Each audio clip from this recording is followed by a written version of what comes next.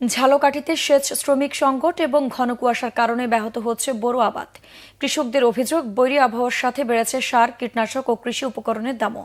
এতে বাড়বে উৎপাদন ব্যয়। এই অবস্থায় সংশয় দেখা দিয়েছে বোরো উৎপাদনের লক্ষ্যমাত্রা অর্জন নিয়ে। ঝালকাঠি প্রতিনিধি মোহাম্মদ মাসুদুল আলমের তথ্য ছবিতে একটি ডেস্ক রিপোর্ট।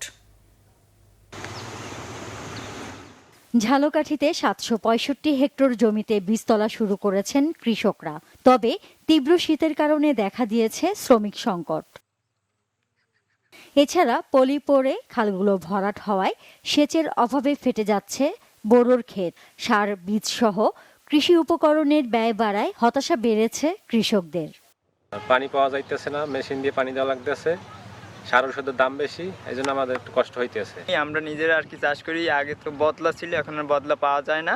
এখন পানি যেটুকু আছে কিছুদিন পর এই পানিও থাকবে না, তো এটা তখন ধান যে ঠিকমতো যে চাষাবাদ কি উঠবে, এটা খুবই সংকটজনক। সার ওষুধে অনেক দাম বেশি এবং আমরা মোটর দিয়ে পানি উঠাইতে হয়, অনেক খরচ হয়। বীজ তুলতে আসি যে বদলার দিয়ে লইলে তো টাকা লাগবে, তো টাকাটা খরচটা কম লাগে, হেঁটে নিজেরা গায়ে খাদ্য কাজ করতে আসি। বীজতলা রক্ষায় কৃষকদের প্রয়োজনীয় পরামর্শ দিচ্ছে কৃষি অফিস। কর্মকর্তাগণ কিন্তু নিয়মিত কৃষকদেরকে এই ব্যাপারে কিভাবে এই যে তীব্র শৈত্যপ্রবাহ হলে এই বীজতলার কিভাবে যত্ন নিবে সেই সব ব্যাপারে কিন্তু তাদেরকে পরামর্শ প্রদান করি। এই মৌসুমে ১৩,৮০০ হেক্টর জমিতে বোরো আবাদের লক্ষ্যমাত্রা পূরণের প্রত্যাশা ব্যক্ত করছে সংশ্লিষ্ট বিভাগ। Bangla vision news desk.